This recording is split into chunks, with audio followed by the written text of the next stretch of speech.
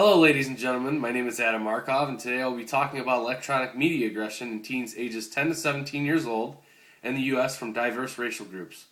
Technology is something that will hopefully only continue to get better and better over the years, developing new things such as drugs, vaccines, computers, protection, and so on.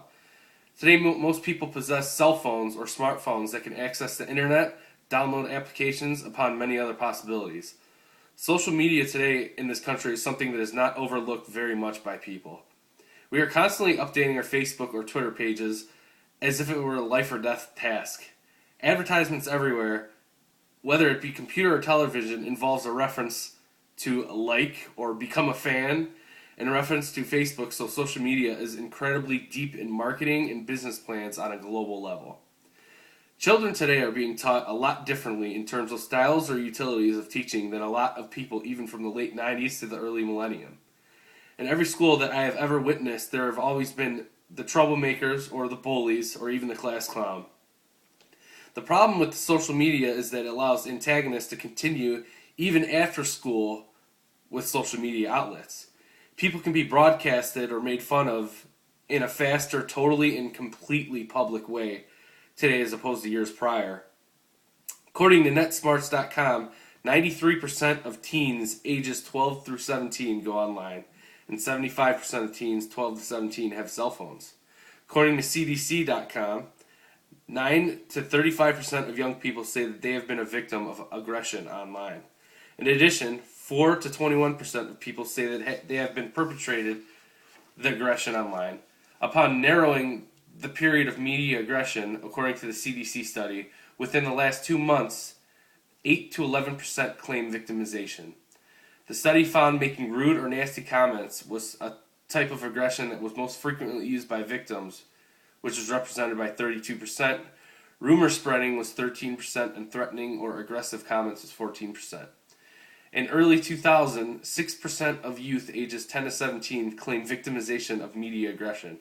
By 2005, victimization increased to 50%, with electronics becoming more affordable by people.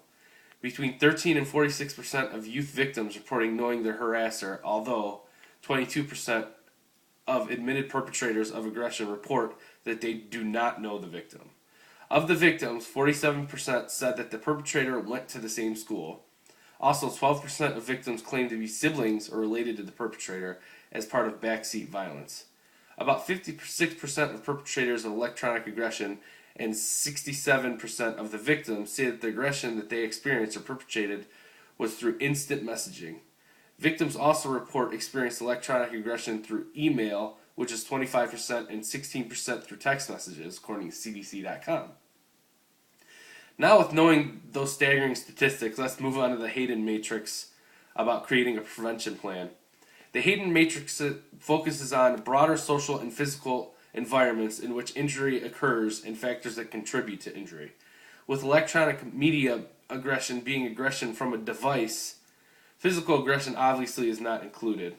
Starting with the pre-event, the host of the victim needs to train his or herself to be able to eyeball potentially vindictive posts by other people and brainstorm ways to deal with cyberbullying. In the agent or assailant section, be unconfrontational with the perpetrator, assailant, of anyone for that matter.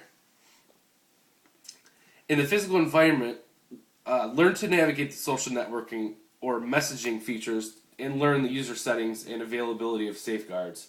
In the social environment, learn how to block unwarranted posts and be educated on the way to report something that isn't right. Moving on to the actual event stage, the victim should remain calm during the altercation as much as possible, but at the same time, stick up for yourself in a non-argumentative way to try to resolve the situation, which is kind of difficult. In the agent section, remove the posts to protect yourselves and report the posts to the administrator. You know that Tom guy on Facebook? Yeah, he's the administrator. In the physical environment, protect yourself in the event by reposting safeguards and learn how to remain calm during the situation. In the social environment, you can do everything to make sure that you remain positive about the situation and also think about removing yourself from the social media outlet. Now finally moving on to the post-event. The host of the victim, or the victim, should once again find the user settings and make sure this doesn't happen while ensuring a positive attitude. The agent section can be a way to block that person, the post, and everything else. In the physical environment, make sure to remain positive and remain calm.